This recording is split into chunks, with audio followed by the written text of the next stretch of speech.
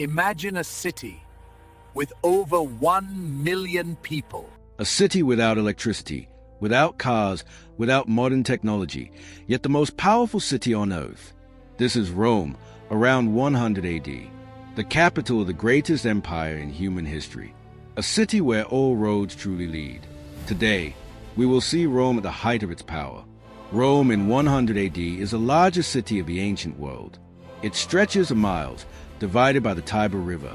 From above, we see dense neighborhoods, thousands of buildings, temples, palaces, and markets, aqueducts bringing water from distant hills. The city never sleeps. The noise of crowds, merchants, carts, and voices blends into the sound of empire. Every day, millions of liters of fresh water flow into Rome, carried by aqueducts, a true engineering marvel. Water fills, fountains, public baths, private homes of the elite. Even the poor have access to clean water. In the ancient world, this is revolutionary. Romans walked through narrow stone streets. Here you find bakers, craftsmen, slaves, merchants, soldiers. The smell of fresh bread mixes with smoke from hearths. Food stalls line the streets, selling wine, fruit, and hot meals. Most people live in insulae, tall apartment buildings. They are crowded, noisy, and dangerous, but this is where life truly happens. The Roman Forum is the center of everything. The fate of the world is decided here. Politicians address the crowds. Judges deliver verdicts. Philosophers debate. Merchants strike deals. Temples rise above the square, reminding everyone, Rome is protected by the gods.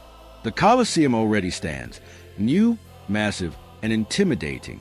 It holds tens of thousands of spectators. Inside, there are gladiator fights, hunts with wild animals, public executions. To Romans, this is not cruelty. It is spectacle, honor, and power on display. Roman baths are more than places to wash.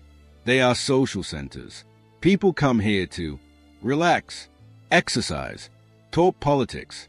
Marble halls, hot and cold pools, steam rooms, all available for a small fee.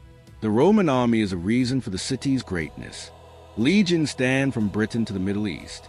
On Rome streets, soldiers are everywhere, armored, disciplined, armed.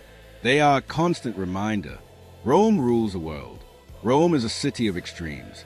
Luxury villas stand next to slums. Feasts exist beside hunger.